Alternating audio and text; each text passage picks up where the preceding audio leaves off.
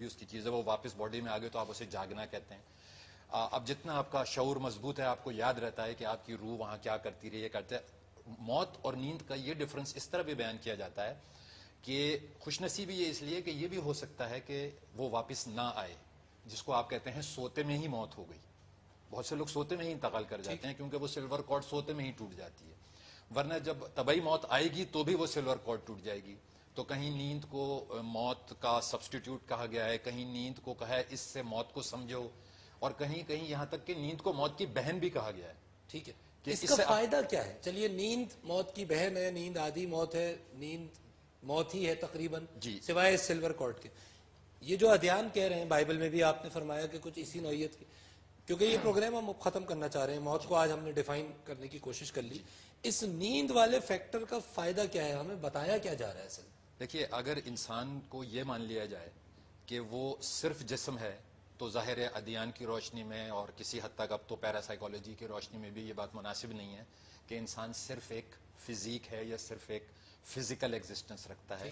اس کے اندر قلب ہے، پورا نفس ہے، روح انسانی ہے، یہ تمام چیزیں ہیں جس کو ہم انگلش میں پرسن کہتے ہیں. کل نفس ذائقۃ الموت، نفس کا ایکولنٹ جو بتاتے ہیں علماء وہ پرسن کہتے ہیں کہ کوئی پرسن ایسا نہیں ہے کہ جس کی موت نہیں ہو. اب پرسن وہ ہر وہ چیز ہے جس کی فزیک بھی ہے اور جس کے اندر روح جو کہ امر ربی ہے وہ بھی موجود ہے. اب دیکھنا یہ پڑے گا اگر آپ اس ڈسکشن کو آگے بڑھائیں ٹو کٹ اٹ شارٹ کہ کیا یہ ممکن ہے کہ صرف جسم مر جائے اور روح انٹیکٹ رہے، یا یہ ممکن ہے کہ روح مر جائے اور جسم انٹیکٹ رہے، یا یہ جب بھی جسم ختم ہوتا ہے میڈیکلی فوراً آٹومیٹیکلی روح بھی آزاد ہو جاتی ہے.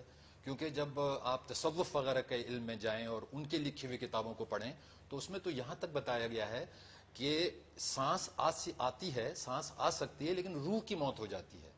اب اس کو ڈیتھ کی وہاں سے پوری ڈیفینیشنز بدل جاتی ہیں کہ روح کی موت ہو گئی ہے لیکن سانس آ رہی ہے، اور سانس کا تعلق فزیک سے. اچھا، یہ بڑا انٹرسٹنگ، کیونکہ پروگرام کا وقت ختم ہو گیا جی. تو ہم آگے اپنے ڈسکشنز میں اس بات کو ضرور لائیں گے. میں بہت بہت مشکور ہوں آپ تمام شرکاء گفتگو کا. ناظرین، this was our first opening programme, اور جس موضوع کو ہم نے چنا ہے اپنی ڈسکشن کے لیے طویل موضوع ہے، اور اس کی بڑی جہتیں ہیں، اس کے مختلف پیراڈائمز ہیں، اور اس میں فلسافیکل اینگل بھی ہے، اس میں ظاہر ہے اس کا فزکس کا اینگل بھی انوالو ہے، جسمانی اینگل بھی ہے، روحانی معاملات بھی ہیں.